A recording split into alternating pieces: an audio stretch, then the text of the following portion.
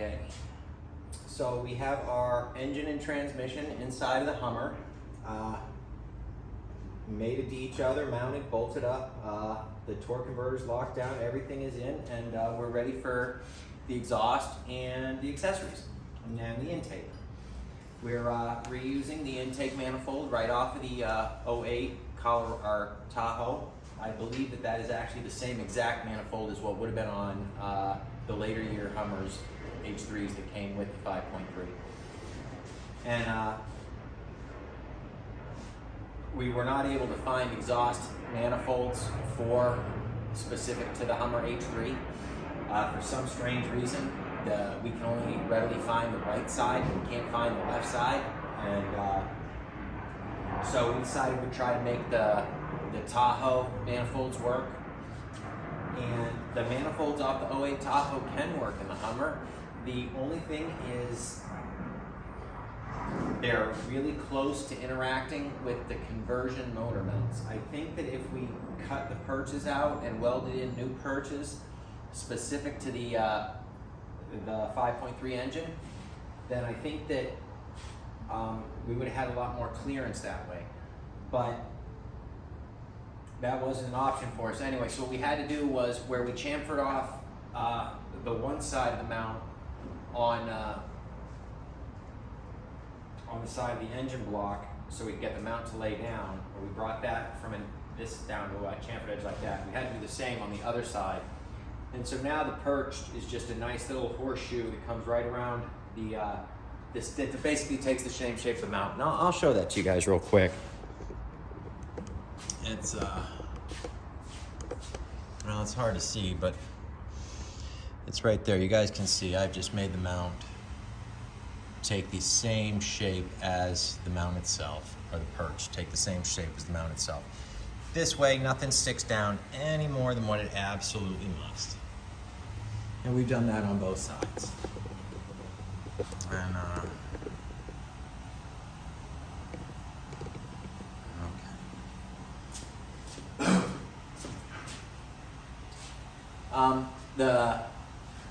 the manifolds for the Tahoe are still very close to the top of the mount itself. So what I've done is I've taken the manifolds and I've covered the bottom of them. You could wrap the whole manifold if you want to. I guess we could take the heat shield off and just wrap the whole manifold like a header. I've wrapped a lot of headers in my day, and I really don't like working with this stuff. You just look at it and you itch for a week. So what I've done is I've just taken pieces of it and attached it to the bottom. It's only on there with headliner adhesive for now, but it's wired on in 3 or 4 places. And after it goes through heat cycles, the glue will cook away, and this will be left, and it'll just be a nice little heat barrier between the motor mount and the manifold. And that's really all I had to do there. I've done that on both banks. And then when the exhaust is, once those are in, I'll have to be very careful in building the Y or getting the Y. And we might try to make this match up to the H3's 5-cylinder exhaust and just see how that performs for now. We're bumping up against, well, the job's getting a little bit long in the tooth, and we need to start finding ways out of it. For the accessories, we are largely able to use the Tahoe accessories. They are the same, and they will work just fine. In fact, I actually think and believe at this point that the Tahoe accessories are the exact same as what came on the H3. And so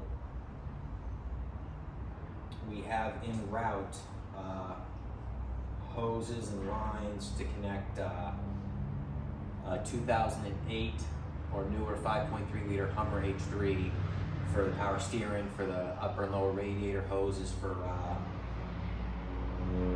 the AC lines.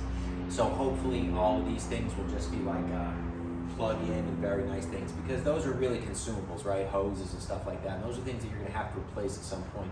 And if we make those incredibly specific one-off items, then that just means that every service interval, you're gonna have to create these specific parts all over again, versus just going to the parts store and getting a specific part. So that's the intake and the exhaust and the accessories. Once everything is in and plumbed and we get the exhaust done, the last step that we're gonna have to overcome here is the control solution and the wiring. I've been mulling that and deciding which way I want to go, which way would be most cost effective, and which way would be the least headache, and in the amount of time and resources that must be brought to bear. And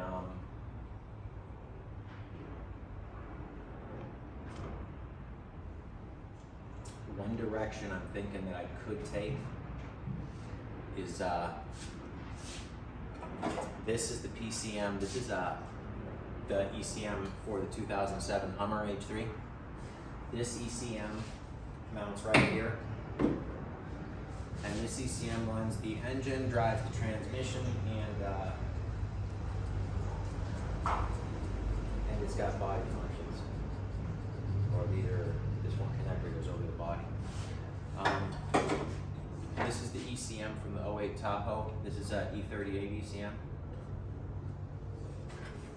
And this is the transmission controller from the Tahoe.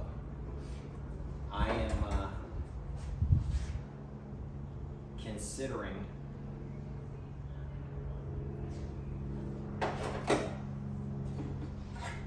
running both of these. It might be a good way to skate around programming if I can leave this connected to the vehicle for all of the body functions and other modules to work, but essentially drive the engine and transmission with these.